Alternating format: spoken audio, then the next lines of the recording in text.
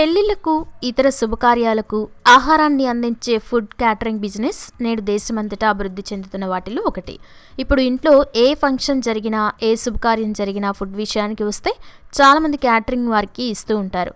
లేదంటే ఒక రెస్టారెంట్ వారికి చెప్పి ఫుడ్ ఆర్డర్ పెడుతూ ఉంటారు. అవి సరిగ్గా లంచ్ టైం ఫంక్షన్ జరిగే చోటికి వస్తాయి. ఆ తర్వాత మనం వడ్డించుకొని తింటూ ఉంటాం. ఒకప్పటి రోజులలాగా ఫంక్షన్ అంటే వంట చేసే రోజులు పోయాయి. ఇప్పుడంటే ఒక ఫంక్షన్ చేయాలంటే చాలా పనులు ఉంటున్నాయి. ఈ బిజీ వల్ల చాలామంది క్యాటరింగ్ బిజినెస్ చేసేవారిపై చాలామంది మొగ్గు చూపుతున్నారు. ప్రజల్లో వస్తున్న డిమాండ్ బట్టి క్యాటరింగ్ బిజినెస్ అనేవి పెరుగుతున్నాయి. మరి అంతలా అభివృద్ధి చెందుతున్న క్యాటరింగ్ బిజినెస్ ఎలా స్టార్ట్ చేయాలి, ఎలా అభివృద్ధి చేసుకోవాలి, ఈ బిజినెస్లో ప్రాఫిట్స్ ఎలా ఉంటాయనేది ఈ వీడియోలో పూర్తిగా తెలుసుకుందాం. క్యాటరింగ్ బిజినెస్ అనేది ఫుడ్కి సంబంధించింది కాబట్టి కస్టమర్స్కి మీరు పొందుపరిచే ఫుడ్ మెనూతో వారిని ఆకట్టుకోవాలి. ఈ బిజినెస్లో రాణించాలంటే మాట్లాడే నైపుణ్యత కలిగి ఉండాలి. అలాగే కస్టమర్స్ కోరుకునే ఫుడ్ ఐటమ్స్ను కూడా మీరు లిస్ట్లో చేర్చుకోవాలి. మీరు సరైన ఫుడ్ మెనూను పొందుపరచడం కీలకం. మీ వద్దకు కస్టమర్స్ వచ్చినప్పుడు వారికి ఏమేమి ఫుడ్ ఐటమ్స్ ఇస్తున్నామో ఖచ్చితంగా తెలపాలి. అవసరమైతే ఒక ఫుడ్ మెనూను కూడా రూపొందించాలి. ఆ ఫుడ్ మెనూలో కర్రీస్, స్వీట్ ఐటమ్స్, 2-3 రకాల పచ్చళ్ళు, రైస్ ఐటమ్స్ ఉండేలా చూసుకోవాలి. ఇక ఈ బిజినెస్లో పెట్టుబడి ప్రధానంగా కూరగాయలకు ఎక్కువ ఖర్చు అవుతుంది. అలాగే వంట చేసే చెఫ్కి కూడా కొంత ఖర్చు అవుతుంది.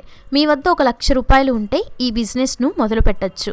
ఇంట్లో ఉండి ఈ బిజినెస్ను స్టార్ట్ చేయొచ్చు. లేదా బయట ఒక రెస్టారెంట్ పెట్టి కూడా ఈ బిజినెస్ను మొదలు పెట్టచ్చు. లేదా ప్రైవేట్గా ఈ బిజినెస్ను నడపచ్చు. మీరు వారికి ఎంతమందికి చేయాలో చెబితే వారు అంతమందికి ఫుడ్ అనేది సప్లై చేస్తూ ఉంటారు.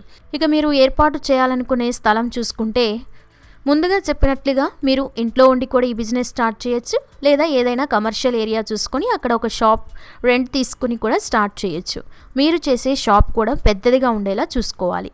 అలాగే సామాగ్రి భద్రపరచుకోవడానికి కూడా ప్లేస్ ఉండేలా చూసుకోండి. కూరగాయలను అలాగే వంట సామాన్లను పెట్టేలా కూడా స్థలం చూసుకోవాలి. అలాగే ఈ బిజినెస్ నడపడానికి కొంత సిబ్బందిని కూడా నియమించుకోవాలి. ఇప్పుడు ఈ బిజినెస్ ప్రారంభించాలంటే లైసెన్స్ ప్రాసెస్ ఏ విధంగా ఉంటుందో చూద్దాం. మీరు క్యాటరింగ్ వ్యాపారాన్ని ప్రారంభించడానికి ముందు మీరు వివిధ రకాల అనుమతులు మరియు లైసెన్స్లను పొందాలి. మీరు చేసేది ఫుడ్ రిలేటెడ్ బిజినెస్ కాబట్టి ఇందుకోసం FSSAIలో రిజిస్ట్రేషన్ చేయించుకోవడం తప్పనిసరి. మరియు రాష్ట్ర ప్రభుత్వాల నుండి కూడా కొన్ని అనుమతులు అనేవి తీసుకోవాలి. అన్నీ తీసుకొని ఈ బిజినెస్ మొదలు పెడితే మంచి లాభాలు పొందొచ్చు. అయితే ఈ బిజినెస్లో రాణించాలంటే సరైన బిజినెస్ ప్లాన్ చేయడం అవసరం. అలాగే క్యాటరింగ్ బిజినెస్ గురించి పూర్తిగా తెలుసుకోవడం ముఖ్యం. క్యాటరింగ్ వ్యాపారాన్ని ప్రారంభించడానికి మీ వద్ద తగినంత డబ్బు లేకపోతే మీరు పెట్టుబడిదారులను సంప్రదించవచ్చు. లేదా ఏదైనా బ్యాంక్ లోన్ కూడా ట్రై చేయొచ్చు. లేదా పార్ట్నర్షిప్ లాగా కూడా ఈ బిజినెస్ను స్టార్ట్ చేయొచ్చు. మీ బిజినెస్కి ఒక బ్రాండ్ని క్రియేట్ చేయండి. ఇప్పుడు మెయిన్గా ఫుడ్ క్యాటరింగ్ బిజినెస్కి కావాల్సింది మార్కెటింగ్ చేయడం. మీరు అంతకుముందు క్యాటరింగ్ సర్వీస్ చేసినట్లయితే కస్టమర్స్కి వాటి గురించి వివరించండి. అలాగే మీ పాత కస్టమర్స్తో మంచి ర్యాపో పెంచుకున్నట్లయితే వారి ద్వారానే మీకు ఆర్డర్స్ అనేవి వస్తూ ఉంటాయి. ఈ బిజినెస్కి మార్కెట్ ఏ విధంగా చేయాలంటే వార్తా పేపర్లో ప్రకటనలు ఇస్తూ, అలాగే బయట మీ బిజినెస్కి సంబంధించి పోస్టర్ అందిస్తూ మరియు బ్యానర్స్ పెట్టడం వల్ల కూడా పబ్లిసిటీ చేయొచ్చు. అలాగే ఫేస్బుక్ మరియు ఇన్స్టాగ్రామ్ వంటి సోషల్ మీడియాలో అందుబాటులో ఉన్నాయి. వీటిల్లో మీ క్యాటరింగ్ బిజినెస్కు సంబంధించింది పబ్లిసిటీ చేసుకోవాలి. అలాగే విజిటింగ్ కార్డ్స్ని కూడా మెయింటైన్ చేయాలి. మీరు క్యాటరింగ్ ఇవ్వడం కోసం ఏ ఫంక్షన్కి వెళ్ళినా వాటిని అక్కడి వారికి ఇవ్వడం వల్ల కొంతైనా ప్రజలకి మీ క్యాటరింగ్ బిజినెస్ గురించి తెలుస్తుంది. అలా తెలియడం వల్ల కూడా మీకు ఆర్డర్లు వస్తాయి. అలాగే ఈ క్యాటరింగ్ బిజినెస్ మీద మీ స్వంత వెబ్సైట్ను సృష్టించడం ద్వారా మీరు మీ బిజినెస్ యొక్క పూర్తి వివరాలు సైట్లో ఉంచితే ఆ వెబ్సైట్ అనేది ఎక్కువ మందికి రీచ్ అవుతుంది. ఈ బిజినెస్లో ప్రాఫిట్స్ చూసుకుంటే మీరు ఎంతమందికి భోజనం అందించాలని చెప్పినట్లయితే అంతమందికి గాను ప్లేట్ లెక్కన ఛార్జ్ చేస్తూ ఉంటారు. ఒక్క ప్లేట్కి 150 రూపాయలు ఛార్జ్ చేసిన 200 ప్లేట్స్కి గాను 30,000 రూపాయలు అవుతుంది. మీరు ఇంకా ఎక్కువ చేస్తే ప్రాఫిట్స్ కూడా ఎక్కువగా ఉంటాయి. ఫుడ్ని కూడా సర్వ్ చేస్తూ ఉంటారు. ఇలాంటి వాళ్ళు మనకి ఎక్కువ పెళ్ళిళ్ళలో కనపడుతూ ఉంటారు. వివాహాలప్పుడు ఎక్కువగా క్యాటరింగ్ వాళ్ళకి ఇవ్వడంతో వాళ్ళే దగ్గరుండి అన్ని చూసుకుంటారు. అది వివాహాలకు అయితే క్యాటరింగ్ బిజినెస్కి మంచి డిమాండ్ ఉంది. ప్రాఫిట్స్ కూడా లక్షల్లో ఉంటుంది.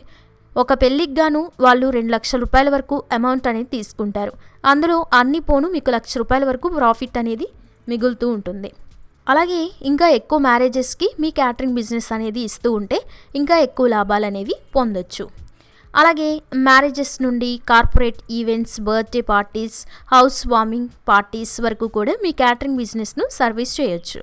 అలాగే ప్రభుత్వపరమైన సమావేశాలకు, చిన్న ఈవెంట్స్, కల్చరల్ ఈవెంట్స్కి కూడా క్యాటరింగ్ బిజినెస్ను సర్వీస్ చేయొచ్చు. దేశంలో ఎక్కడ ఏ పెళ్లి జరిగినా మరియు ఏ శుభకార్యం జరిగినా ఆ చోట క్యాటరింగ్ బిజినెస్ అనేది తప్పక అవసరం అవుతుంది. ప్రజలు కూడా క్యాటరింగ్ వైపే మొగ్గు చూపడంతో ఈ బిజినెస్ దేశమంతటా విస్తరించింది.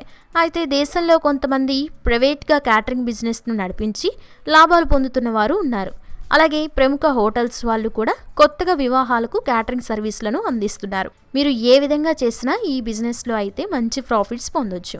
దానికి సరైన మార్కెట్ పరిశోధన, కస్టమర్లను సర్వే చేయడం, ట్రెండ్లు మరియు అభిరుచులను అనుసరించడం, లొకేషన్ను ఖరారు చేయడం మరియు మెనూని సెట్ చేయడం, మార్కెటింగ్ చేసుకోవడం వంటివి ఈ బిజినెస్ మంచి లాభాల్లో నడిపిస్తుంది.